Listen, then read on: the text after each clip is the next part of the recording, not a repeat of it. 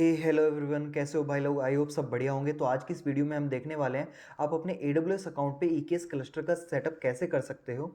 तो ये सीरीज बिल्कुल बिगनर फ्रेंडली होने वाली है। तो अगर किसी बंदे को कुछ भी नहीं आता है ना, वो बिल्कुल जीरो से देख रहा है, तो भाई डरने घबराने वाली कोई बात नहीं है। तुम्हारा भाई यहीं पर बैठा है और बिल्कुल जीरो से बताऊँगा, समझाऊँगा यार EKS होता क्या है, कैसे काम करता है।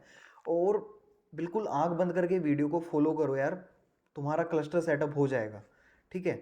अब क्लस्टर सेटअप करने से पहले ना यार, एक बार तुम्हारा जो क्यूबरनेट्स है, K8 है, इसका बेसिक आर्किटेक्चर डायग्राम समझ लेते हैं यार। ये इसमें ना चीज़ें किस तरीके से होती हैं और कैसे सेटअप होती है, कैसे काम करती है।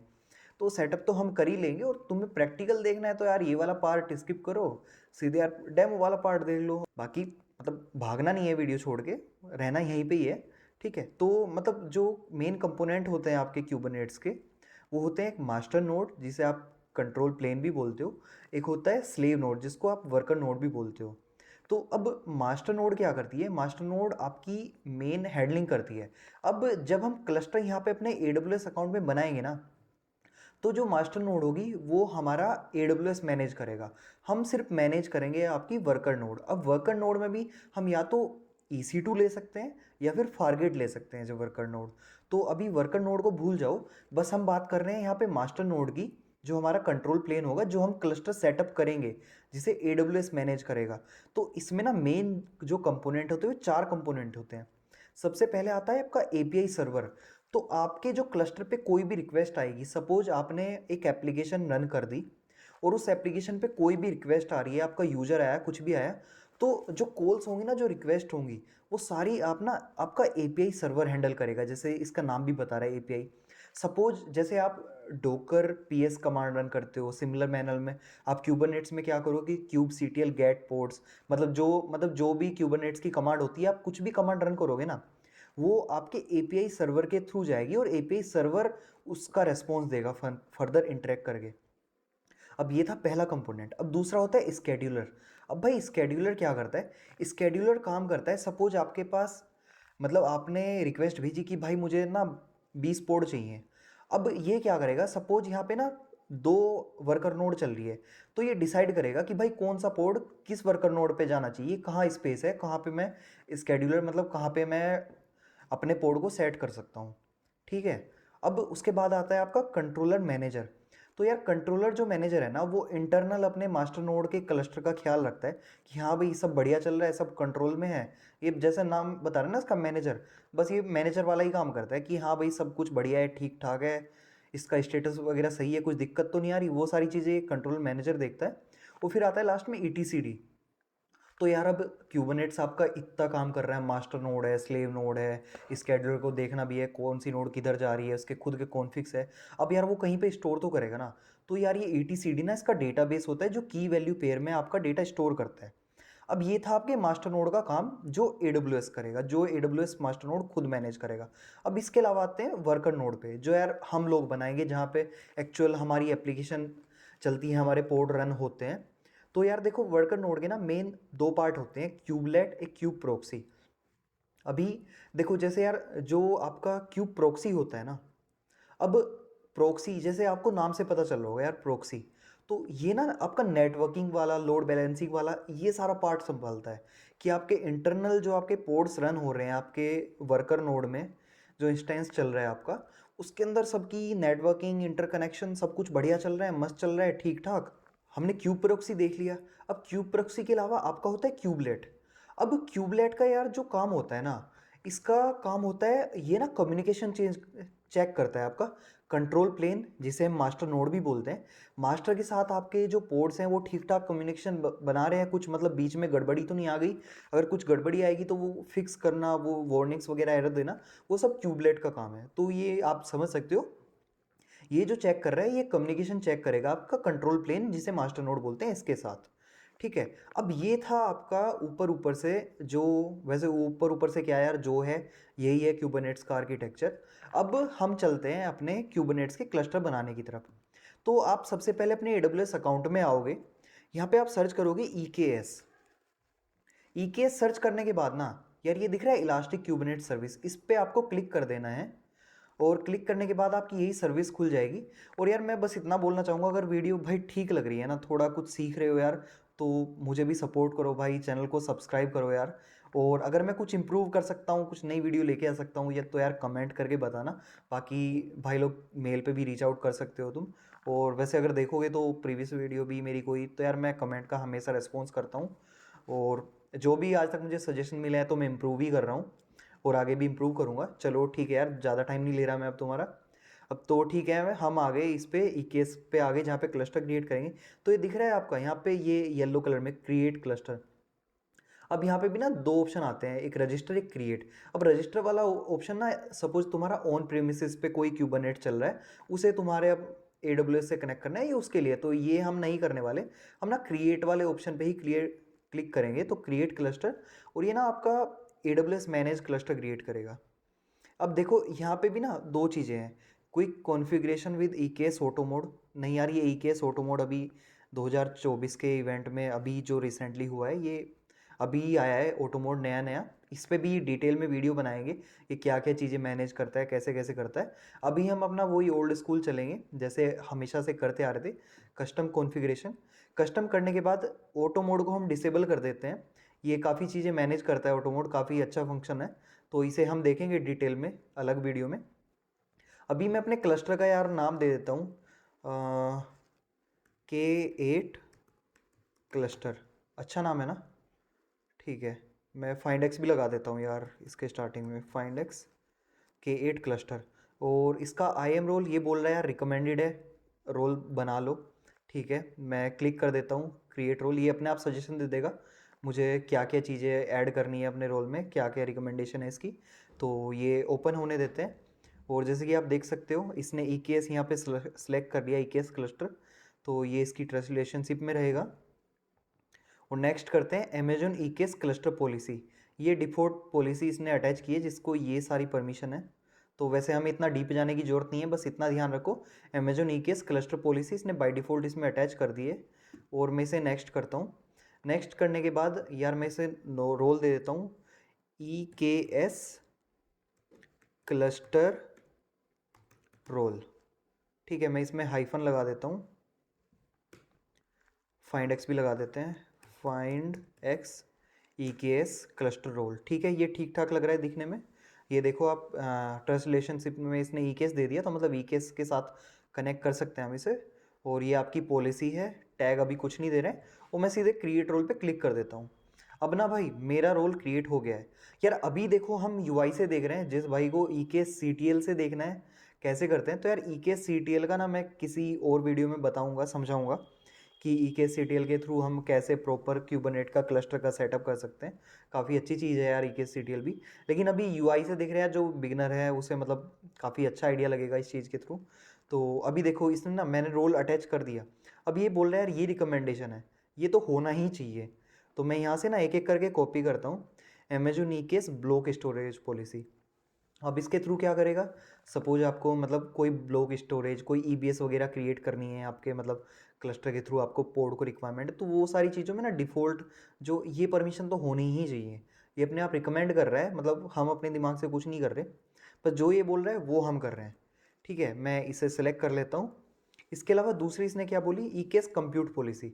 मतलब यार कंप्यूट पॉलिसी है तुम्हारा, एक दो EC2 या फारगेट लॉन्च कर ले तो वो तो पॉलिसी होनी ही चाहिए इसके पास, तो ये भी सेलेक्ट कर लेते हैं हम। अब तीसरी इसने क्या बोली, लोड बैलेंसिंग पॉलिसी। मतलब यार एक लोड बैलेंसर क्रिएट कर सके, उसमें टारगेट ग्रुप, लिसनर, इनग्रेस वगैरह अगर हमें बनाने हो, तो ये आगे फ्यूचर की वीडियो में बताऊंगा, तो ये उसके लिए पॉलिसी है, ये तो होनी ही चाहिए। ठीक है भाई, ये भी ऐड कर लेते हैं। अब ये है यार नेटवर्किंग पॉलिसी। ठीक है, नेटवर्किंग पॉलिसी भी अटैच कर लेते हैं हम, एक बार खोल के देख लेंगे इसके बीच अंदर क्या है। तो जैसे ये देखते हैं, नेटवर्किंग पॉलिसी में इसने क्या दिया है, क्लस्टर नेम है, CNI नोड नेम है। यार ये ड्राइवर्स वगैरह हैं जो हम इंस्टॉल करेंगे, सिक्योरिटी ग्रुप, सबनेट। ठीक है यार, ये ना कुछ मतलब नेटवर्क इंटरफेस वगैरह ये सारी चीज़ों की परमिशन दे रहा है। तो ज़्यादा डीप नहीं जा रहे इसके, मतलब मैंने भी नहीं देखा यार ये इसमें। बाकी मैं पॉलिसी अटैच कर रहा हूँ, और अटैच करने के बाद अभी मैं रिफ़्रेश करता हूँ, रिकमेंडेशन चली गई, मतलब अपना रोल सही है। अब ना क्यूबरनेट्स का वर्जन देखते हैं यार। तो आज की डेट में 1.31 जो नवंबर 26 2025 है, और उसकी सपोर्ट कब तक है? 26 नवंबर 2026 तक, मतलब 1 साल तक है। तो कोई दिक्कत नहीं है, 1.31 लेंगे। और एक्सटेंडेड सपोर्ट यार हमें नहीं चाहिए, डेमो के लिए ही देख रहे हैं। वो करना भी क्यों यार, हर साल अपग्रेड कर सकते हो तुम अपना ई का वर्जन। तो 1 साल वाला ही लेंगे, 14 महीने लिखा हुआ है इसमें स्टैंडर्ड। और ऑटो मोड तो हमारा बंद है, ये तो कुछ नहीं, इग्नोर करो। अब देखो यार, ये क्या लिखा है? Bootstrap cluster administrator access control how IAM principal can access this cluster.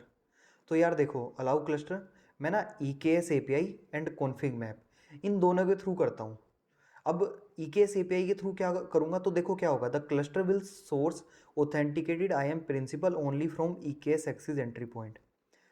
ठीक है। अब ये बोल रहा है सिर्फ आई एम यूजर के थ्रू ही तुम कर पाओगे अगर ई के एस ए पी आई करोगे। और अगर कॉन्फिग मैप करोगे तो ये क्या बोल रहा है, ए डब्ल्यू एस ओथ भी यूज़ कर सकते हो। तो यार हमें तो ए डब्ल्यू एस ओथ भी यूज़ करनी है भाई। मतलब अगर तुम आर रोल क्या बोलते हैं, आर बैक यूज़ करोगे, रोल बाइंडिंग सर्विस अकाउंट, वो सारी चीज़ें हैं, तो यार फिर तो वो मतलब उसमें हमें ये सेकंड वाला चाहिएगा। इन शॉर्ट बस इतना समझ लो, खाली हमें आई एम रोल नहीं रखना है। तो ये सिलेक्ट कर लिया। एनक्रिप्शन वगैरह यार अभी रहने देते हैं, कुछ नहीं छेड़ रहे हम। और जोनल शिफ्ट वगैरह नहीं करनी हमें, ये मतलब हाई अवेलेबिलिटी के लिए है क्लस्टर की। Shift application traffic away from an impaired availability zone, ठीक है, तो ये नहीं करना। और मैं ना सीधे नेक्स्ट करता हूँ डिसेबल करके, मतलब मैं ट्राई कर रहा हूँ यार कॉस्ट कम से कम रहे। तो 1 घंटे की कॉस्ट इसकी $0.1 कुछ वैसे टाइप से आती है। तो मैं ट्राई करूँगा 1 घंटे से जल्दी हो जाए, वैसे लगता नहीं मुझे होएगा। और ये ना यार मेरा वीपीसी है, मेरा डिफ़ॉल्ट वीपीसी है, इसमें सारे पब्लिक सबनेट है। वैसे आप प्राइवेट ले लेना भाई। तो प्राइवेट के थ्रू फिर ना आपको क्या करना पड़ेगा, प्राइवेट सबनेट में आपका क्लस्टर होगा। और उसके बाद क्या होगा, अपना जो लोड बैलेंसर बनाओगे वो पब्लिक में बनाओगे। वो लोड बैलेंसर आपके ई के एस से कनेक्ट होगा सर्विस अकाउंट्स वगैरह के थ्रू। तो वो एक अलग पार्ट है। अभी के लिए क्या कर रहे हैं यार, मेरे पास डिफ़ॉल्ट वीपीसी है, हम देख रहे हैं क्लस्टर कैसे बनाते हैं। अब ना यार ये 1E वाला मैं सबनेट हटा देता हूँ। तो ये थोड़ी प्रॉब्लम करता है ई केस में, सपोर्टेड नहीं है। अब इसके अलावा क्या होगा, मेरा डिफ़ॉल्ट वीपीसी हो गया, मेरे सारे पब्लिक सबनेट हो गए। और सिक्योरिटी ग्रुप, मैं अपना डिफ़ॉल्ट वाला सिक्योरिटी ग्रुप ही ले रहा हूँ, क्योंकि अभी सिक्योरिटी ग्रुप का ऐसा कुछ मुझे इतनी रिक्वायरमेंट नहीं है। मेन मोटिव अपना यही है, हम एक प्रॉपर तरीके से क्लस्टर को सेटअप कर सकें। आईपी टाइप IPv4 ही लूँगा मैं इसका।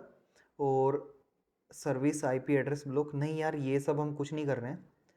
ठीक है, ये सब इग्नोर कर दो आप। और क्लस्टर एंड पॉइंट की एक्सेस ना यार मैं पब्लिक रख रहा हूँ, क्योंकि मैं इसे मतलब बाहर से भी एक्सेस करना चाहता हूँ। क्योंकि मेरे पास अभी यार प्राइवेट सबनेट नहीं है। अगर प्राइवेट सबनेट होते तो मैं सेम वीपीसी में अपना EC2 वगैरह सब कुछ बनाता, और मैं फिर प्राइवेट कनेक्टिविटी के थ्रू जाता। तो अभी डिफ़ॉल्ट इसने दिया है ये 0.0 दिया है, बाकी आप इसमें एक स्पेसिफिक सबनेट रेंज भी दे सकते हो। मैं अभी यहाँ पे नेक्स्ट कर देता हूँ। नेक्स्ट होने के बाद यहाँ पे सब कुछ सही है। ये देखो, ये ना ये बता रहा है सेंड ऑडिट, ये API server audit authenticator control manager scheduler. अभी आपने देखा होगा हमने पीछे डायग्राम में क्या पढ़ा था, ये सारी चीज़ें जो मास्टर नोड है, जो अपना कंट्रोल प्लेन है, इसे AWS मैनेज करता है, इसे ही हम EKS क्लस्टर बोलते हैं। तो ये सारी चीज़ के लॉग्स वगैरह हमें नहीं चाहिए भाई, कुछ नहीं भेजना हमें, हमें कम से कम पैसों में काम करना है। तो यार ये देखो, ये ना डिफ़ॉल्ट कुछ एड ऑन बता रहा है जो ड्राइवर्स। यार EKS को ना अलग अलग काम के लिए अलग अलग ड्राइवर चाहिए होते हैं। जैसे देखो यार, ये क्यूब प्रॉक्सी हम देख रहे थे ना, आप डायग्राम में आपके, तो डायग्राम में क्या था, वर्कर नोड में क्यूब प्रॉक्सी नाम की चीज़ होती है जो नेटवर्किंग देती है इंटरनल पोर्ट की। तो enable service networking with in your cluster. तो वैसे टाइप की चीज़ें हैं। Node monitoring, enable automatic detection of node health issues, ठीक है। और क्या है इसमें, कोड DNS है। और इसके अलावा VPC CNI है, एनेबल पोर्ट नेटवर्किंग। तो यार मतलब टाइम के साथ आपको जो जो काम करना है उसके हिसाब से ना आप यहाँ पे अपने CNI ड्राइवर जो है वो अटैच कर सकते हो। जैसे आपका Amazon S3 के लिए ये रहा CSI driver, cloud watch observability के लिए ये रहा ड्राइवर। ठीक है, वैसे दिख रहा है add on does not support EKS pod identity, ये सब आपके बता रखे हैं। तो मतलब ये ड्राइवर है, अभी सब इग्नोर कर दो। तो क्या बोलते हैं, बाकी एडवांस ड्राइवर आप मार्केट प्लेस से ले सकते हो। तो इन चीज़ों में अभी नहीं जाना है आपको, ठीक है। तो अभी बस इतना ही है कि ये ड्राइवर, ये एड ऑन है जो डिफ़ॉल्ट हमें सजेस्ट किए हैं वो सिलेक्टेड है। अब हम नेक्स्ट कर देंगे, क्योंकि हमारा आज का मोटिव है सिर्फ क्लस्टर को सेटअप करना। फ्यूचर वीडियोज़ में हम जो जो रिक्वायरमेंट होगी उसके हिसाब से आगे की चीज़ें सेटअप करेंगे। तो ये इनके वर्जन है, जो जो ड्राइवर सिलेक्टेड थे। ये जैसे ये वर्जन है, इसका करंट डिफ़ॉल्ट वर्जन ये है। नीचे वाले का नोड मॉनिटरिंग का ये वर्जन है। तो वो अपने आप मैनेज कर लेगा, मतलब जो EKS है उसके हिसाब से कौन सा रिक्वायर्ड वर्जन है वो उस वर्जन को मैनेज कर लेगा और अपने हिसाब से वर्जन ले लेगा। जैसे इसका डिफ़ॉल्ट ये वाला वर्जन है ना, करंट डिफ़ॉल्ट, ठीक है। सही है, तो मैं इसे ना नेक्स्ट कर देता हूँ। अब नेक्स्ट करने के बाद ये आपका फाइनल क्लस्टर आ गया। आप इसका ओवरव्यू ले सकते हो और उसके बाद ना क्रिएट क्लिक पे क्लिक कर दो। अब ये क्लिक करने के बाद ना यार ये कम से कम 20 या 25 मिनट लेगा क्लस्टर क्रिएटिंग स्टेट से ये सक्सेसफुल वाली स्टेट चेंज होने में, मतलब प्रॉपर क्लस्टर क्रिएट होने में आपका 20-25 मिनट लगेगी। तो तब तक मैं वीडियो को फास्ट फॉरवर्ड कर दूंगा। और भाई लोग, अगर यहाँ तक आपको वीडियो ठीक लग रही है ना, आपको लग रहा है यार कुछ ढंग का सीखने को मिल रहा है, तो यार चैनल को सब्सक्राइब करके जाना। यार मेरा मोटिवेशन बढ़ता है उससे, एक एक सब्सक्राइबर मैटर करता है भाई। अभी इस वीडियो के बनाते टाइम पे ना मेरे 185 सब्सक्राइबर हैं। और यार मैं उम्मीद करूँगा इस वीडियो से नेक्स्ट वीडियो आने तक यार 200 सब्सक्राइबर हो जाएं। तो इतना तो भाई लोग कर ही सकते हो ना। ठीक है भाई लोग, तो जब तक ये आपका क्लस्टर क्रिएट हो रहा है हम ना इसके कंपोनेंट समझ लेते हैं, तो आप लोगों को आइडिया लग जाए। तो यार ये देखो, ये ना इसका ओवरव्यू है। ओवरव्यू में इसने अपना API सर्विस एंड पॉइंट दे दिया। अब ये वही एंड पॉइंट है जो मतलब हर सर्विस यूज़ करती है आपका। ठीक है। अब सर्टिफिकेट अभी जनरेट नहीं हुआ है, ये जब क्लस्टर कंप्लीट क्रिएट हो जाएगा इसका सर्टिफिकेट जनरेट हो जाएगा आपका क्यूबरनेट का। अब ये देखो, ये ओपन आईडी कनेक्ट क्या होता है। अब ये यार तुम्हारा ना OIDC जो होता है, जैसे आपने देखा होगा कोई ऐप वगैरह होती है आपकी। अब जैसे आप स्पॉटिफाई में लॉगिन करते हो या फिर किसी और मतलब इंस्टाग्राम वगैरह में कर रहे हो, कहीं भी कर रहे हो, तो वहाँ पे ऑप्शन आते हैं आपको लॉगिन विद फेसबुक करना है, लॉगिन विद गूगल करना है। तो ये ना वैसे टाइप की चीज़ होती है। तो मतलब ओपन आईडी के थ्रू आप मतलब अपना जो क्यूबरनेटिस है, जो मतलब आपका यूजर डेटाबेस है, सपोज वो की क्लोक में पड़ा हुआ है या LDAP में रखा हुआ है, तो उस चीज़ों को ना सेंट्रलाइज मैनेज कर सकते हो।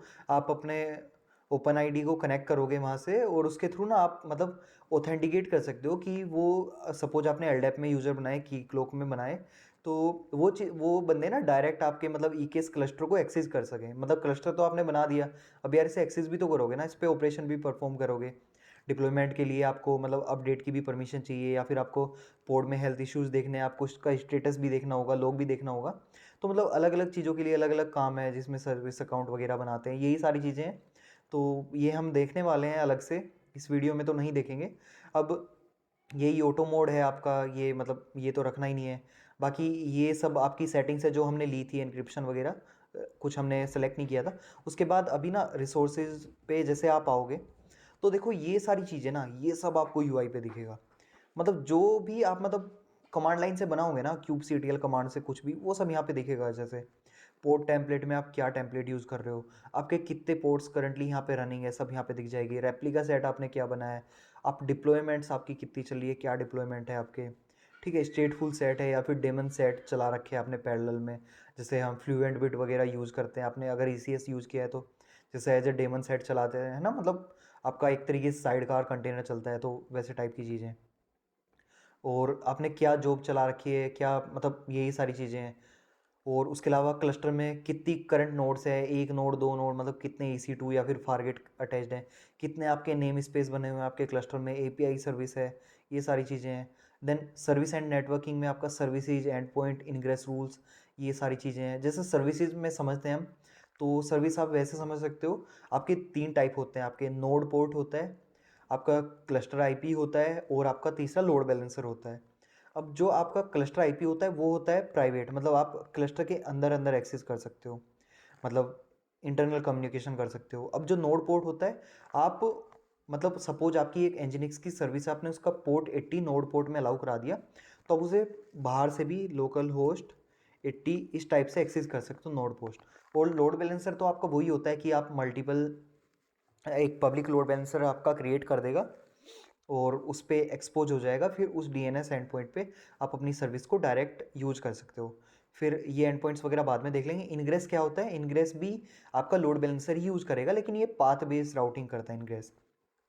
सपोज /hello पाथ आया तो उस पर आपका इस डोमेन पे चला जाए XYZ पे, हेलो सपोज आपका ABCD पाथ आया तो किसी और डोमेन पे चले जाए। तो ये चीज़ें हैं, मैं अभी ऊपर ऊपर से बता रहा हूँ, ये सब ना हम एक एक करके बना के देखेंगे, क्योंकि यार एक वीडियो में इतनी चीज़ें पॉसिबल नहीं है। कॉन्फ़िग मैप आपके यही कॉन्फ़िगरेशन वगैरह ये सब चीज़ें देखते हैं। फिर आपका ये स्टोरेज वगैरह का पार्ट आ जाता है, ये persistent volume claim, persistent volume. ये आप सपोज आपने एक आपका कैसे समझो, सपोज आपका एक मोंगोडीबी का पोड चल रहा है। अब यार मोंगोडीबी है तो मतलब डेटाबेस है, अब डेटाबेस है तो मतलब यार उसमें जो डेटा रखोगे यार वो परसिस्टेंट होना चाहिए। ऐसे तो है नहीं, पोर्ट डाउन होते रहते हैं, आते जाते रहते हैं, आपकी नोड आती जाती रहती है, मतलब सर्वर डिलीट होते रहते हैं। अब जो डेटा है यार वो तो परसिस्टेंट रखना पड़ेगा ना। अब ऐसे तो नहीं करते आप कि आज आपने फेसबुक पे लॉगिन किया, कल आपको फिर से साइन अप करना पड़ रहा है। तो वो चीज़ के लिए यार ये परसिस्टेंट वॉल्यूम क्लेम, EBS वगैरह अटैच करते हैं, वो सारी चीज़ें हैं आपकी। फिर यही ऑथेंटिकेशन जो आपके सर्विस अकाउंट्स के थ्रू होती हैं, मतलब आप जो भी बनाओगे ना वो सारी चीज़ें यहाँ पे विजिबल हो जाती हैं। तो यही सब चीज़ें यार, क्लस्टर रोल बाइंडिंग्स, अब आपको देख के समझ में भी आ रहा होगा मैं जिन चीज़ों की बात कर रहा था। फिर ये आपकी एक्सटेंशन वगैरह है, ठीक है। तो ये आपका रिसोर्सेज का पार्ट था। अभी भी देखो यार, मैंने इतना कुछ बोल दिया और ये अभी भी क्रिएटिंग में ही है, ठीक है। इसे होने देते हैं। अब आते हैं कंप्यूट वाले पार्ट पे। अब कंप्यूट पे जो दिख रहा है ना, जैसे आप देख रहे होंगे यहाँ पे नोड ग्रुप। तो यार हमें ना नोड ग्रुप क्रिएट करना पड़ेगा सबसे पहले, अगर हमें यहाँ पे नोड अटैच करनी है। नोड मतलब आपकी ये वर्कर नोड, जिस पे आपकी एक्चुअल एप्लीकेशन रन होगी। जैसे डोकर के कंटेनर चलते हैं ना, वैसे ही क्यूबरनेट्स में पोड होते हैं जिसके अंदर कंटेनर होते हैं। तो आइडियली जो प्रिफरेबल होता है, एक पोड के अंदर एक कंटेनर चलाओ। तो उसके अलावा फारगेट प्रोफाइल, अब आपको फारगेट बनाना है AWS मैनेज, तो फारगेट के इंस्टेंस लॉन्च कर लो, और EC2 पे करना है तो नोड ग्रुप कर लो। हम नोड ग्रुप पे जाएंगे यार, थोड़ा विजिबिलिटी ज़्यादा आएगी। उसके अलावा नेटवर्किंग में देखो यार, ये मेरा वही VPC है जो डिफ़ॉल्ट VPC है। ये मेरे पब्लिक डिफ़ॉल्ट सबनेट है यार, मैंने अलग से नहीं बनाया कुछ भी। सिक्योरिटी ग्रुप वगैरह ये अपने आप जब बन जाएगा तो तब दिख जाएगा, ठीक है। उसके अलावा आपका एंड पॉइंट वगैरह पब्लिक दिखा ही रहा है, और मैं किसी भी ट्रैफिक से आ सकता हूँ जो कि मतलब सही नहीं है, मुझे यहाँ स्पेसिफिक CIDR देना चाहिए था। उसके अलावा एड ऑन में वही सब चीज़ें मिलेगी जो हमने एड ऑन में एक्सेस ये की थी। आपको फ्यूचर में किसी एक एड ऑन की रिक्वायरमेंट होगी एक्स्ट्रा की, तो आप यहाँ से गेट मोर एड ऑन कर सकते हो। एक्सेस में अभी देखो यार, OIDC, पोड आइडेंटिटी, IAM एक्सेस, अभी मैंने कुछ भी नहीं किया है।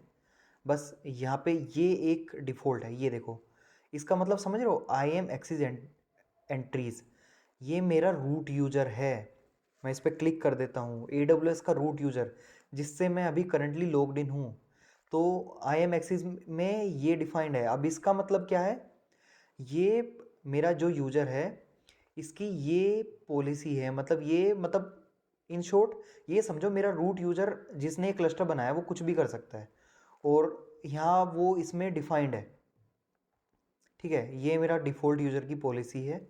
तो अभी मैं दिखाऊंगा, जब भी तो ये डिफ़ॉल्ट यूज़र है। अब सपोज मुझे एक EC2 इंस्टेंस जहाँ से मैं अपना जेंकिंस वगैरह चलाऊंगा, ये सारे काम करूंगा फ्यूचर में, तो उसके साथ मैं एक्सेस कैसे दूंगा, तो वो एक्सेस अभी मैं बताऊंगा। फिलहाल अभी ये देखो, रूट यूज़र का मतलब है जो मेरे यूज़र को एक्सेस है वो मेरे क्लाउड शेल को भी एक्सेस है, तो मैं अपने क्लाउड शेल से भी कुछ भी कर पाऊंगा। अभी हम देखेंगे चीज़ों को। तो इसके अलावा आ जाते हैं ऑब्जर्वेबिलिटी में। तो यार देखो, यहाँ पे मैट्रिक्स वगैरह मैंने कुछ भी अलाउ नहीं किया है, कुछ भी एनेबल नहीं किया है। क्लाउड वॉच या फिर लोग सब कुछ डिसेबल पड़ा है, और मुझे करना भी नहीं था ये, तो अननेसेसरी कोस्टिंग आती है यार। फिर अपडेट हिस्ट्री में आपका क्यूबरनेट्स पे कुछ भी होता है, कुछ भी, तो उसका स्टेटस अपडेट वगैरह यहाँ पे आएगा। बाकी लास्ट में ये टैग्स वगैरह का पार्ट है। तो क्लस्टर अभी भी आपका क्रिएट हो रहा है, तो जब तक ये, अरे वाह क्या बात है, सही टाइम पे आपका क्लस्टर एक्टिव हो गया। मैं एक बार पेज को रिफ्रेश कर लेता हूँ, कंप्लीट रिफ्रेश। तो एक दो चीज़ें जो रह गई थी वो अभी हम जल्दी से यहाँ पे देख लेंगे। तो अभी देखो, हेल्थ इशू वगैरह तो कुछ है नहीं, इसके ओवरव्यू में आ जाता हूँ वापस से। तो ये देखो यार, ये सर्टिफिकेट अथॉरिटी ने मेरे से EKS को, हाँ, जो है ये आपका सर्टिफिकेट दे दिया, ये टोकन वगैरह कह सकते हो आप इसको। ये मेरा OpenID कनेक्ट का ये URL भी आ गया, जिसके थ्रू मैं सर्विस अकाउंट वगैरह में एक्सेस कर सकता हूँ, और बस वही सारी चीज़ें हैं। अब ना इधर उधर मैं कहीं नहीं जाऊँगा। मैं सबसे पहले क्या काम करता हूँ, मैं ना अपना नोड ग्रुप बनाता हूँ। तो मैं आऊँगा यहाँ पे कंप्यूट में, और कंप्यूट में आने के बाद ना यार देखो, मैं ऐड नोड ग्रुप पे क्लिक करता हूँ और अब ना इसका नाम देता हूँ मैं find x K8 node group. ठीक है, ये मैंने इसका नाम दे दिया। अब देखो यार, आई एम रोल में ये बोला क्रिएट रिकमेंडेड, तो यार सॉर्टेड है, हम तो रिकमेंडेड वाला ही बनाएंगे, खुद से हमें दिमाग लगाना ही क्यों है। और थोड़ा बहुत दिमाग लगाना पड़ा उसके लिए, फिर जीपीटी है ना। तो देखो इसमें इसने क्या दिया, EC2 दिया इसमें, मतलब इस आई एम रोल को EC2 चाहिए, तो इन शॉर्ट आप कह सकते हो ये EC2 से कनेक्ट होगा। तो अभी मैं नेक्स्ट करता हूँ, नेक्स्ट, और यहाँ पे पेस्ट कर देता हूँ मैं नोड ग्रुप EC2 भी लिख देता हूँ इस पर। ठीक है, क्योंकि ये EC2 से कनेक्ट होने वाला है, और ये इसकी STS है जूम रोल, और सर्विस में प्रिंसिपल EC2 है। और ये डिफ़ॉल्ट पॉलिसीज है, Amazon EC2 container registry read only, Amazon EKS CNI policy और वर्कर नोड पॉलिसी, ये सब पॉलिसी हैं इसकी। और आप जीपीटी कर लेना है, गूगल कर लेना है इनका क्या होता है काम इन सब पॉलिसी का। तो मेरा ये रोल बन गया है। अभी मैं क्या करता हूँ, यहाँ पे मैं रिफ़्रेश करता हूँ। रिफ़्रेश करने के बाद ये देखो, ये रोल यहाँ पे अटैच हो चुका है। उसने मुझे कोई रिकमेंडेशन नहीं दिया, मतलब सब कुछ सही चल रहा है। The selected role must not be use by self manage node. Self managed का मतलब है जो आप EKS ऑटो मोड में यूज़ करोगे ना, मतलब वो एक एक्स्ट्रा चीज़ है, अभी हम खुद मैनेज कर रहे हैं। ठीक है, तो लॉन्च टेम्पलेट, अगर आपने मतलब लॉन्च टेम्पलेट मैं कैसे बताऊँ, मैं इधर आता हूँ EC2 पे, और EC2 पे आने के बाद आप यहाँ पे देखोगे ना, जैसे हम ऑटो स्केलिंग ग्रुप में लॉन्च टेम्पलेट बना के रखते थे कि ये हमारे EC2 के कॉन्फ़िगरेशंस होने चाहिए, तो वही सारी चीज़ें हैं। ठीक है, मैं लॉन्च टेम्पलेट यूज़ नहीं करने वाला हूँ, लेबल्स भी कुछ नहीं लूँगा, टेंट्स वगैरह बाकी सब डिफ़ॉल्ट रखना है। और मैं क्लिक कर देता हूँ नेक्स्ट पे। नेक्स्ट के बाद कैपेसिटी मेरी ऑन डिमांड ही रहेगी। इसने अपना स्ट्रेंथ साइज क्या बताया, T3 डॉट मीडियम है यार, इतना तो होना ही चाहिए, इससे कम लोगे तो काम नहीं चलेगा। डिस्क 20 मिनिमम रखो, नहीं फिर आपके नोड अपनी आएंगे और फिर वो दिक्कत है। मैं ये ना 111 कर देता हूँ यार, इतने हमें नहीं चाहिए, क्योंकि सिर्फ हम टेस्टिंग के लिए कर रहे हैं। और ये नंबर ही रखते हैं इसकी वैल्यू, तो हम मैक्सिमम अवेलेबल नोड मिनिमम 1 होगा, 0 हो नहीं सकता। ऑटो रिपेयर एनेबल कर देते हैं, और मैं नेक्स्ट करता हूँ। नेक्स्ट करने के बाद ना सबनेट, ठीक है, नेक्स्ट करता हूँ और क्रिएट कर देता हूँ। ठीक है, अब ये क्या करेगा, अब ना ये एक नोड भी बना देगा। अब जब तक ये काम हो रहा है ना भाई लोग, ये यहाँ पे आपके नोड्स वगैरह अप आएंगे, इसमें वो सारे काम होंगे जो अप आएंगे नोड्स, वो यहाँ पे दिख जाएंगे कुछ टाइम में। और यहाँ पे क्या दिख जाएंगे, वो आपको यहाँ पे भी दिख जाएंगे, क्या बोलते हैं, इंस्टेंसेज में EC2 में। अभी तक तो हमने क्या किया, हमने बनाया अपना क्लस्टर। अब आएंगे हम अपने डॉक्यूमेंट पे, अब हमें क्लस्टर को एक्सेस भी तो करना है भाई। तो देखो यार, ये ना कुछ सिंपल से स्टेप है जो मैंने लिखे हैं। सबसे पहले भाई तुम ना अपना क्लाउड शेल ओपन कर लो। ठीक है भाई, क्लाउड शेल ओपन कर लेते हैं। ये मैंने कर लिया क्लाउड शेल ओपन। अब क्या बोल रहा है ये, एक बार इसे ओपन हो जाने देते हैं भाई लोग। तो ठीक है, मेरा क्लाउड शेल ओपन हो गया, मैं Ctrl+V करता हूँ यहाँ पे। अब ये देखो, इसमें ना ये बोल रहा है क्लस्टर नाम की जगह अपना भाई क्लस्टर का नाम डाल दे, उसका स्टेटस तो पता चले मुझे। ठीक है यार, मैं डाल देता हूँ Ctrl+V, मैं पेस्ट करता हूँ और एंटर कर देता हूँ। ये देखो क्या बोला, EKS region US east 1 describe cluster when calling the describe operation, no cluster found for name find x K8 node group. कहाँ से मिलेगा यार, मैं नोड ग्रुप डाल रहा हूँ क्लस्टर की जगह, क्लस्टर का नाम तो मेरे ये है, फाइंड एक्स K8 क्लस्टर। ठीक है, मैं दोबारा यहाँ पे पेस्ट करता हूँ, और पेस्ट करने के बाद मैं करता हूँ एंटर। अब देखो यार, ये दिखा एक्टिव, क्लस्टर मेरा एक्टिव है। मैं थोड़ी स्क्रीन बड़ी कर लेता हूँ, वैसे बड़ी होगी नहीं, Ctrl+, हो नहीं रही है यार स्क्रीन बड़ी। ठीक है, अब शायद थोड़ा दिखेगा। ये देखो, ये मैंने कमांड रन की और ये एक्टिव यहाँ पे दिख रहा है। अब इसके बाद मेरी अगली कमांड क्या बोल रही है, एक AWS EKS अपडेट कॉन्फ़िग। यार अब मुझे ना इस क्लस्टर को यहाँ पे सेटअप भी करना पड़ेगा। मतलब क्या करना है कि यार मैं अपने जो मेरा क्लाउड शेल है, मैं इससे यार एक्शन परफॉर्म कर सकूं अपने क्लस्टर पे। तो मतलब वही सारे मतलब क्यूब CTL वगैरह के, तो ये जो मेरा मतलब सर्टिफिकेट्स वगैरह है ना मेरे, वो यहाँ पे लेके आ जाएगा। तो मैं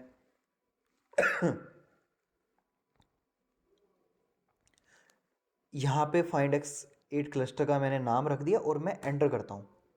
अब देखो यार, एंटर करने के बाद क्या होगा, ये दिख रहा है home cloud shell user dot kube config. इसे मैं कॉपी करता हूँ, मैं यहाँ पे CD करता हूँ, सॉरी कॉन्फ़िग आपकी कोई डायरेक्टरी नहीं है, डॉट क्यूब है।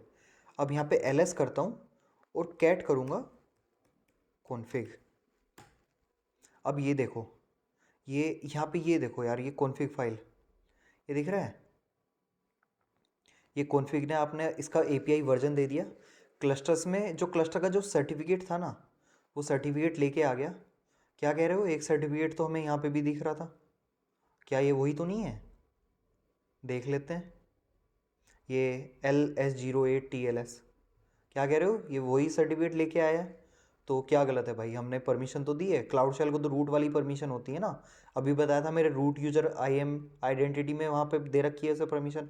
तो ये मेरा सर्टिफिकेट यहाँ पे लेके आ गया, मतलब अब मैं अपने क्लाउड शेल से अपने जो मेरा क्यूबरनेट्स का क्लस्टर है उस पर एक्शन परफॉर्म कर सकता हूँ। ये देखो, नेम में मेरे क्लस्टर का जो फाइंडेक्स क्लस्टर है उसका ARN भी है।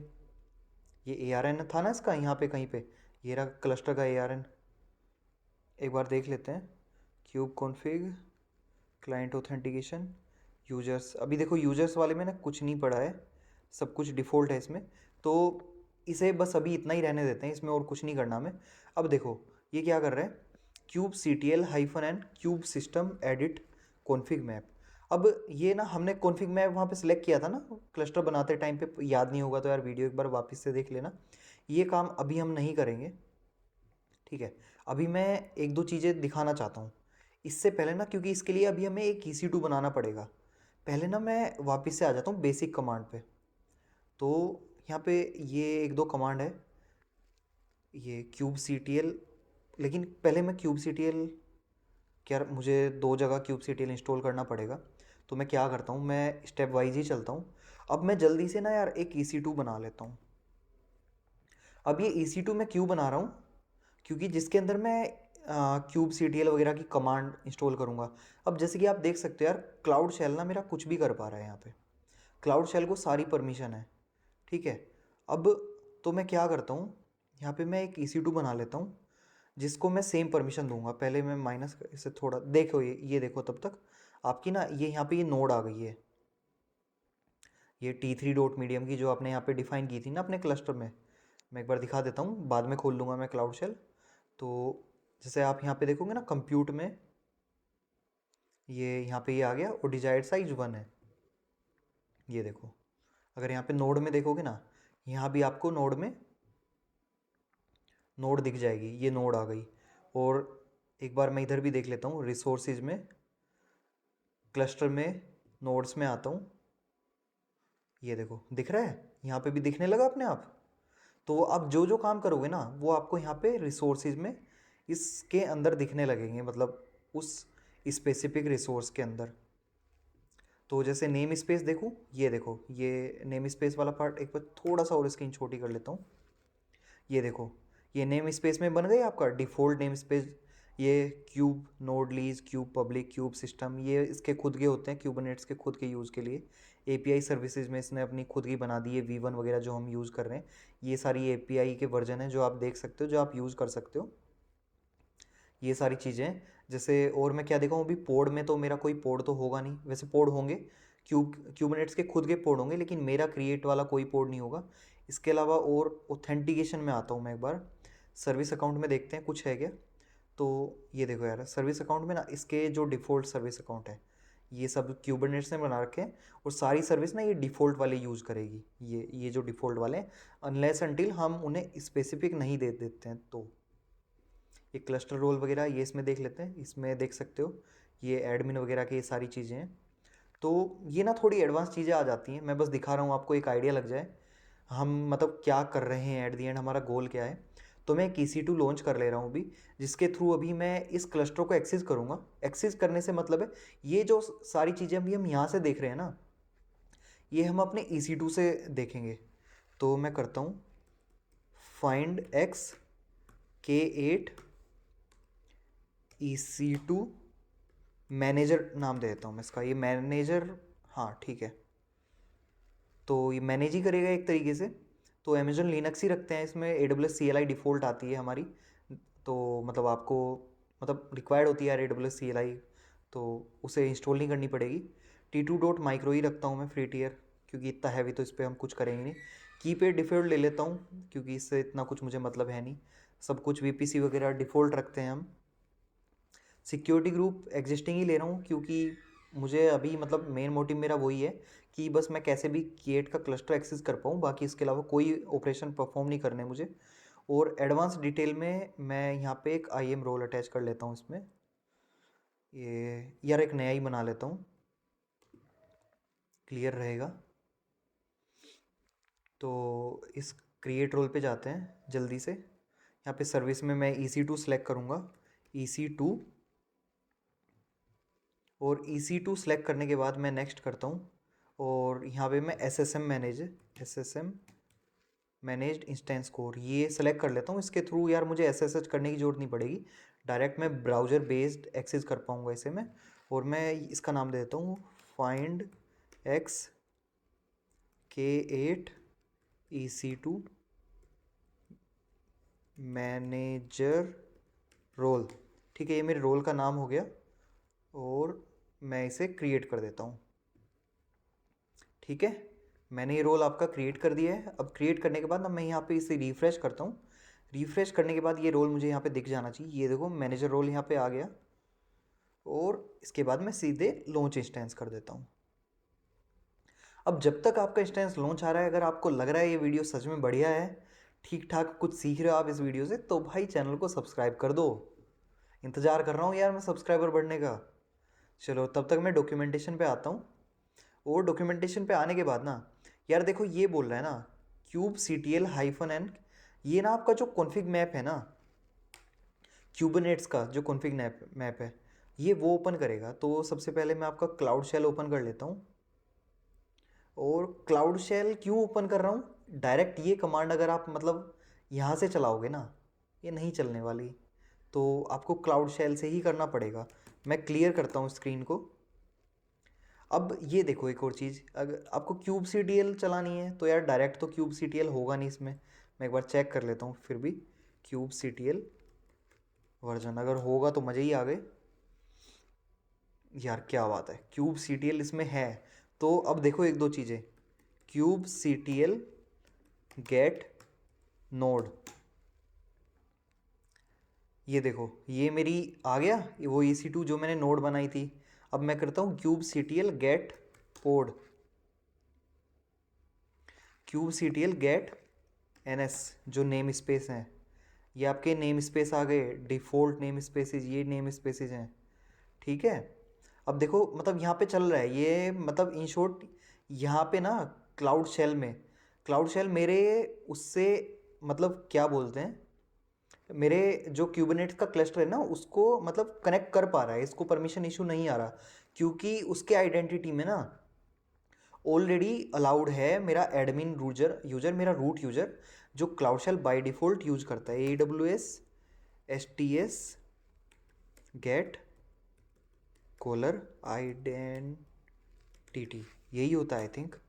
तो देख लेते हैं। तो ये देखो AWS STS get caller identity ने क्या किया, आपका डिफ़ॉल्ट क्या दिखा है, ये रूट यूजर, ये इसके थ्रू मेरे इसको एक्सेस कर रहा है क्यूबरनेट्स के क्लस्टर को, ठीक है। अब मैं क्या करता हूँ, अब ना दो तरीके होते हैं। तो सबसे पहले एक बार मैं रिफ़्रेश करता हूँ यहाँ पे। अब या तो मैं अपने जो मेरा रूट यूज़र है उसकी AWS सीक्रेट एंड एक्सेस की यहाँ पे डिफ़ाइन कर दूँ भाई, ठीक है, एक तो तरीका वो है, मेरा क्यूबरनेट्स को एक्सेस हो जाएगी। लेकिन यार सीक्रेट और एक्सेस तो रिकमेंडेड नहीं होती हैं। अब हमें करना है रोल बेस्ड IAM बेस्ड, तो वो कैसे करेंगे। अब मैं जैसे कनेक्ट करता हूँ अपने इस पर। अब कनेक्ट करने के बाद सबसे पहले तो यार मैं चेक करूँगा इसमें AWS CLI पड़ी हुई है क्या। वैसे अमेजोन लिनक्स है तो डिफ़ॉल्ट AWS CLI होगी। मैं kubectl चेक करता हूँ इसमें, kubectl भी है क्या इसमें, sudo su cd cube CTL version, वैसे होगा नहीं, ठीक है, तो नहीं है। अब मेरा पहला काम क्या है यार, मैं ना यहाँ पे क्यूब CTL इंस्टॉल करूँगा। पहले AWS CLI चेक कर लेता हूँ। AWS CLI तो पड़ी होगी वैसे, मेरी AWS CLI का वर्जन 2 यहाँ पे इंस्टॉल्ड है। अब मैं सीधे सीधे ना यार, हाँ ये रही क्यूब CTL इंस्टॉल की कमांड। मुझे ना ये स्टेप यार ऊपर रखना चाहिए था, तो देख लेना यार, अगर वीडियो फॉलो कर रहे तो आइडिया लग ही जाएगा। सबसे पहले यार मैं इसे डाउनलोड कर लेता हूँ। मेरा AMD है, तो मैं यार AMD के लिए कर रहा हूँ। अगर आपका ARM है तो आप ARM के लिए कर सकते हो। तो मैं एंटर करता हूँ, ये देखो ये डाउनलोड होने लगा, और मैं लोकल से हटा देता हूँ, ये गलती से मेरे पे क्लिक हो गया। 53 MB का कुछ पैकेज है ये, ठीक है। ये LS करता हूँ, LS-LRTH। अब ये देखोगे ना यार, देखो 54 MB कुछ दिखा रहा है, ये मेरा क्यूब CTL डाउनलोड हो गया। अब मैं इसका हैश वेरीफाई कर लेता हूँ कि यार ये ऑथेंटिकेटेड है। वैसे ऑप्शनल है कमांड, तो ठीक है, सब कुछ हो गया की वगैरह। अब चेकसम इसे कर लेते हैं, अगली कमांड चलाते हैं इसकी। तो ये कमांड क्या बोल रही है, ओहो ठीक है यार, मेरी गलती है। ये देखो ये यहाँ पे क्या हो रखा है, -SH क्या बोले, try SHA-256 sum for more information, invalid option hyphen.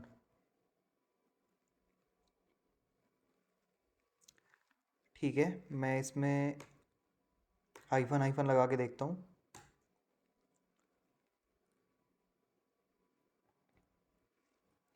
या जब तक एक दो एरर ना आए ना, मज़ा नहीं आता ना, तो कोई दिक्कत नहीं है। ये मैं GPT को दूंगा, GPT भैया बताएंगे क्या दिक्कत है। मैं क्या करता हूँ, इसे यहाँ से कॉपी करता हूँ, कॉपी करके मैं अपने GPT पे आया और इसे पेस्ट किया मैंने। ये बताएगा मेरी कमांड में क्या दिक्कत है।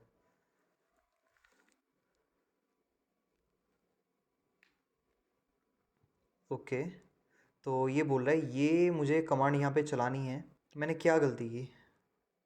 ओके, तो आप ये जैसे देख सकते हो यार, ये ना यहाँ पे और लिखा हुआ है मैंने, तो मैं इसे एक बार डार्क कर देता हूँ, जिससे आप लोगों को भी सेम कन्फ्यूजन ना हो जब भी डॉक्यूमेंटेशन यूज़ करोगे। तो ठीक है, अब ये क्लियर रहेगा। अब ये मुझे स्टार्टिंग की कमांड चलानी है, बस GPT ने भी बता दिया, तो स्मार्ट तो है GPT। मैं इसे क्लियर करता हूँ,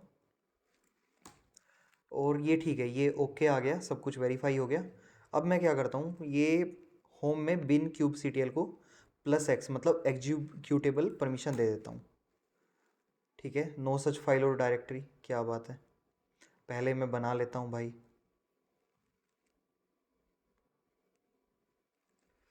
ठीक है यार, फाइल बना लेते हैं।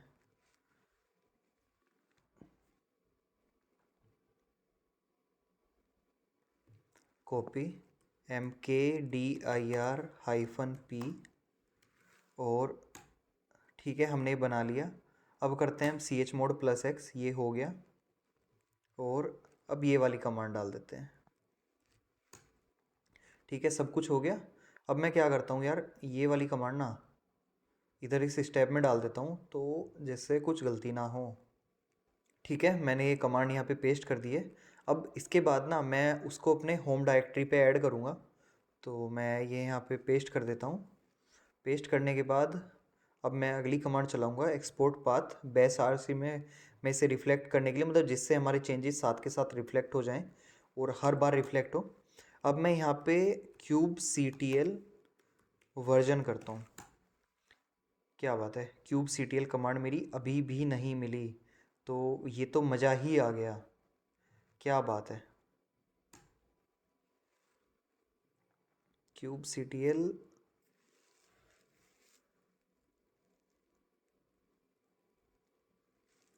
वेरिज करके देखता हूँ मैं एक बार।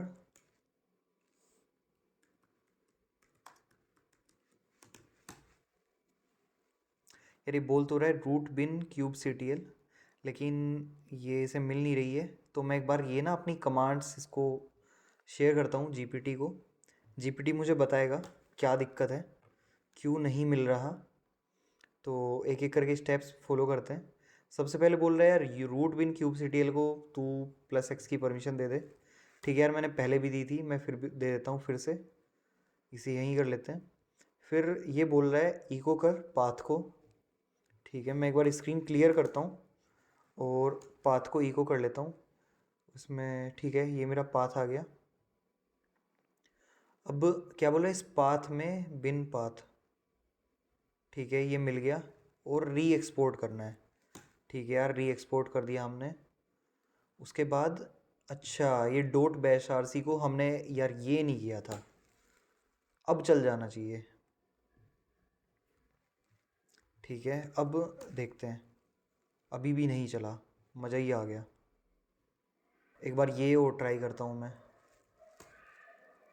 ये भी नहीं चला, ऐसा क्यों हो रहा है, ये मेरे साथ ही क्यों होता है। ठीक है, एलएस कर लेता हूँ। क्यूब सीटीएल भी रखा हुआ है, dot slash cube CTL version. ये देखो यार, ये चल रही है मेरी, इसे बिन में डालना है। ये मैं जीपीटी को देता हूँ और जीपीटी मुझे बताएगा। तो यार मतलब इन शॉर्ट, मतलब जो क्यूब सीटीएल इंस्टॉलेशन वाला पार्ट है ना, वो आप ऑनलाइन डॉक्यूमेंटेशन में भी देख लोगे, कोई दिक्कत नहीं है। मतलब सिस्टम टू सिस्टम डिफ़र करता है। तो ये क्या बोल रहा है, you have valid configuration cube config file obtain. भाई ये तो बाद की बात है, ये क्यों दे रहा है। चलो ठीक है यार, कोई नहीं, अभी ना मैं इसको ऐसे ही चलाऊँगा, dot slash kube C T L version. तो अभी मैं क्या करता हूँ, मैं ना एक चीज़ दिखाता हूँ।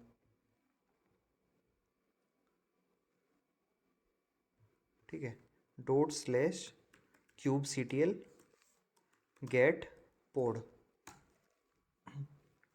ये देखो दिख रहा है अनहैंडल्ड एरर, ये हो तो नहीं रहा। या फिर मैं दिखाता हूँ get node unhandled error, same error आ रहा है हर जगह। अब क्यों आ रहा है, क्योंकि अब ऐसा क्यों हो रहा है, A W S S T S get caller identity. आपकी जो आइडेंटिटी है ना वो ये है, जो इसका रोल है ना, ये रोल है। अब यहाँ पे रूट नहीं है, और परमिशन किसको है मेरे क्यूबनेट्स की क्लस्टर की, रूट को, इसलिए एक्सेस नहीं कर पा रहा। अब क्या करना पड़ेगा, जिसको परमिशन है वहाँ से जाके मुझे इसके कॉन्फ़िग मैप में ऐड करना पड़ेगा और इसको अलाउ करना पड़ेगा। तो उसके बाद ये भी चल जाएगा, ये भी एक्सेस कर पाएगा। अब देख लेते हैं यार वो काम कैसे करेंगे हम। वापस से मैं यहाँ पे ऊपर आता हूँ और ये लाइन थी ना ए डब्ल्यू एस ओथ। तो मेरे क्लाउड शेल को तो परमिशन है, वो तो रूट यूज़र की यूज़ कर रहा है कॉलर आइडेंटिटी। तो मैं क्या करता हूँ, मैं यहाँ पे कंट्रोल वी करता हूँ और कॉन्फ़िग मैप को एडिट करता हूँ। ये देखो यार, ये मेरा कॉन्फ़िग मैप आ गया। अब यहाँ पे देखोगे ना, मैंने एक स्क्रीनशॉट भी लगाया हुआ है, आपको कहाँ पे करना है दिख रहा है, मैप रोल्स है ना, यूज़र नेम जहाँ पे ये दिख रहा है इसके सिमिलर नीचे आप मैप यूजर्स डाल दोगे।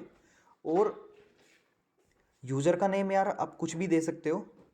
ठीक है, तो यूज़र का नाम मैं यहाँ पे जैसे मैंने दिया हुआ है, मैं देता हूँ EC2 EKS मैनेजर रोल। ठीक है, ये हो गया। अब ये क्या है, ये मेरा ये वाला रोल, इसका ARN आएगा यहाँ पे। तो मैं इसे कॉपी करता हूँ यहाँ से, या फिर आप डायरेक्ट ये रोल भी ओपन कर सकते हो। जैसे स्क्रीनशॉट में देखोगे ना, मैंने रोल का ARN दिया होगा, ये देखो AWS, ये जो इस पे रोल अटैच्ड है ना, उस रोल का ARN है। तो मैं क्या करता हूँ, ये रोल यहाँ से ओपन करता हूँ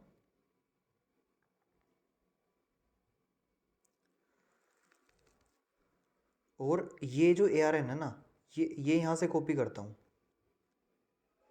ठीक है, ये मैंने कॉपी कर लिया। अब कॉपी करने के बाद ना, ये जो यहाँ पे दिख रहा है ना, मैं इसमें एक बार ये पेस्ट कर देता हूँ, डायरेक्ट ही कॉपी पेस्ट कर दूंगा फिर मैं पूरे इसको कंट्रोल V किया और यहाँ से कंट्रोल C करता हूँ। अब यहाँ पे ये क्या है, सिस्टम मास्टर, इसका मतलब है इस ग्रुप में ऐड करेगा जिस ग्रुप को फुल परमिशन होगी मेरे क्लस्टर की।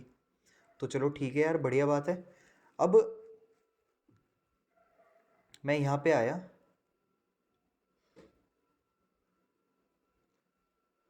इसमें इसके नीचे आके मैं यहाँ पे एक बार एंटर मारता हूँ।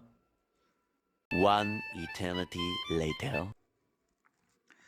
कई मिनट की मेहनत और फाइनली बहुत ज़्यादा फ्रस्ट्रेट होने के बाद मैंने ये 4 लाइन यहाँ पे ऐड कर ली है, एक एक पेस्ट करके।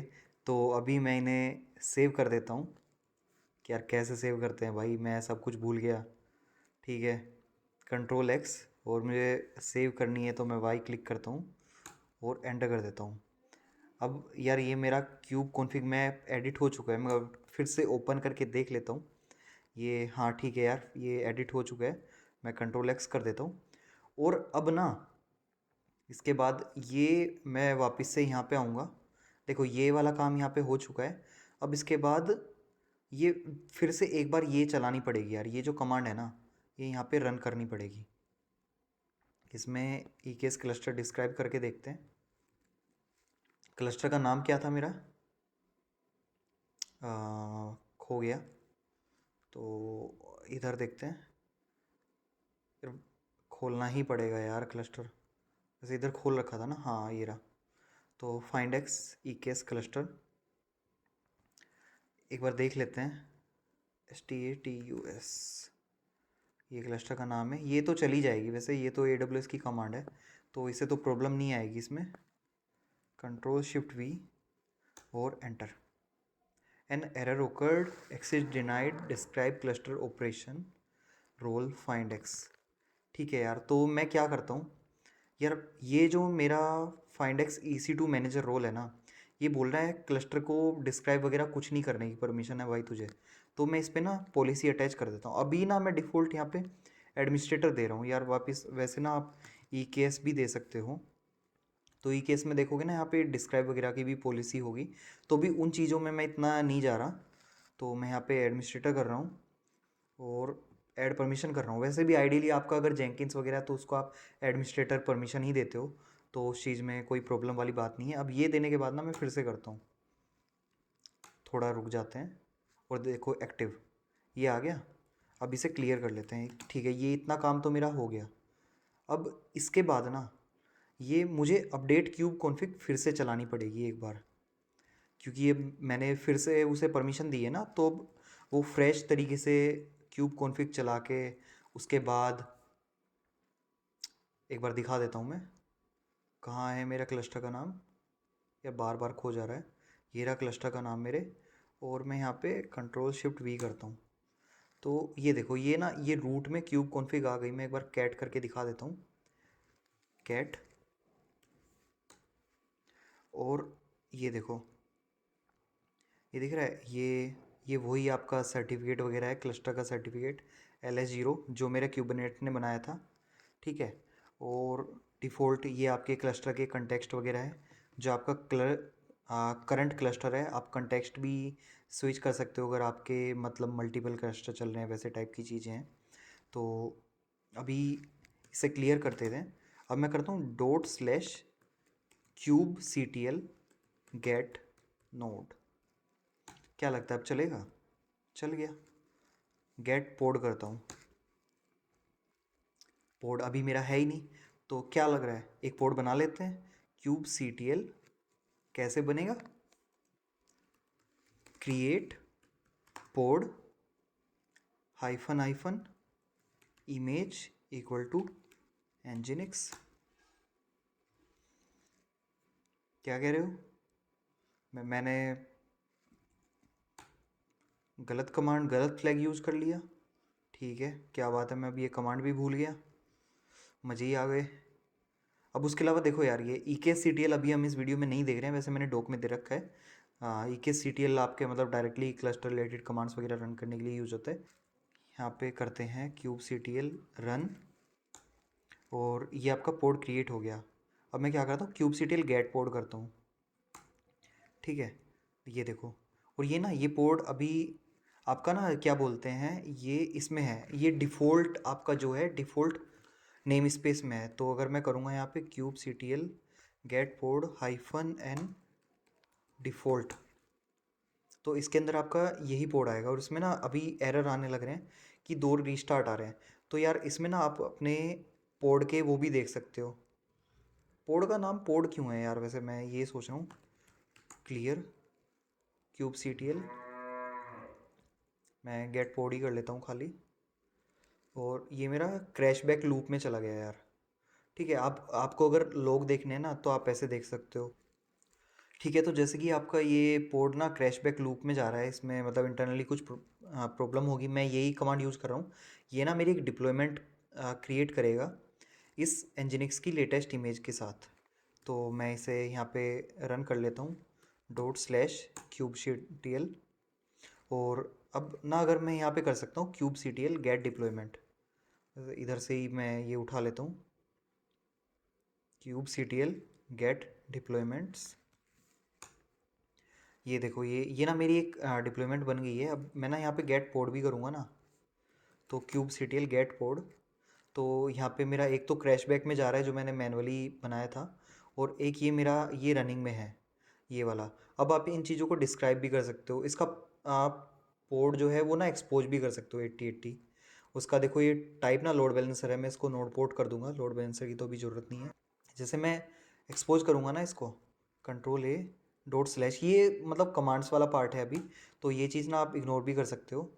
तो मतलब अभी ना ये चीज़ छोड़ देते हैं kubectl नो सच फाइल और डायरेक्टरी। जैसे फाइल और डायरेक्टरी सब कुछ है, Ctrl+A, ये स्मॉल के होगा। ये देखो, अब ना अगर मैं करूँगा ./kubectl गेट svc, तो ये देखो इसने ना एक माई एनजिनिक्स की एक सर्विस बना दी है जिसने पोर्ट ना 80 पे इसे एक्सपोज भी कर दिया है। क्लस्टर पे आ जाते हैं, और क्लस्टर पे आने के बाद ना एक बार क्लस्टर को रिफ़्रेश कर लेते हैं। रिफ़्रेश करके फिर हम इसमें कुछ चीज़ें देखने की कोशिश करते हैं। ये देखो, ये नोड हेल्थ इश्यूज़, एक नोड हमारी डाउन जा रही है ना, तो इसने बता दिया कि भाई ऐसे ऐसे एक नोड में हमारी दिक्कत है, तो ये तू देख लियो। तो ठीक है यार, अभी हमें नहीं देखनी, तो इसे इग्नोर करते हैं। जैसे और कहाँ पे आ सकता हूँ मैं, ऑथराइजेशन में हमें कुछ मिलेगा पॉलिसी वगैरह में? नहीं, क्लस्टर रोल्स में देखते हैं। नहीं, ये तो नहीं था। लास्ट टाइम कहाँ पे देख रहे थे हम? एक्सिस में देखते हैं अभी क्या है एक्सिस में। ये देखो, ये दिख रहा है यहाँ पे जादू। ये एक्सिस में क्या हुआ ये दिखाना चाहता मैं। पहले क्या था, रूट था। अब मैंने क्या किया, ये जो मेरा फाइंड एक्स EC2 ग्रुप का IAM रोल था ना, मैंने भाई इसको परमिशन दे दी कि यार ये रोल भी मेरे क्लस्टर को एक्सेस कर सकता है। ठीक है, अब इसमें और ज़्यादा स्पेसिफिक मैं क्या कर सकता हूँ, मैं सर्विस अकाउंट बना सकता हूँ, उनमें स्पेसिफिक रोल और परमिशन ऐड कर सकता हूँ, वो सारी चीज़ें कर सकता हूँ। और अगर आप चाहो तो यही काम जो मैंने वहाँ पे कॉन्फ़िग मैप से किया ना, आप भाई यहाँ से भी कर सकते थे। यहाँ से आप मतलब IAM प्रिंसिपल में ARN सेलेक्ट करो, टाइप सेलेक्ट करो भाई क्या करना है, EC2 है, लिनक्स है, फॉरगेट है, क्या है। ठीक है, ये आपका एडिशनल है, यूज़र नेम वगैरह अगर लिनक्स है, ग्रुप है, ये सारी चीज़ें हैं। और फिर नेक्स्ट करोगे, वैसे मतलब ठीक है, नेक्स्ट नहीं होगा अभी इसके बिना। तो यार यही चीज़ें थी। अब आपने अगर क्लस्टर बना लिया है तो भाई क्लस्टर को ना अब डिलीट करना, इसके कंपोनेंट रिसोर्सेज डिलीट करना मत भूलना। तो यार इस वीडियो में इतना ही था, आगे की वीडियो में हम चीज़ों को और डिटेल में देखने वाले हैं। ठीक है यार, इसी के साथ हम विदा लेते हैं, bye bye. I'm the girl that they don't talk about, quiet with a big mouth.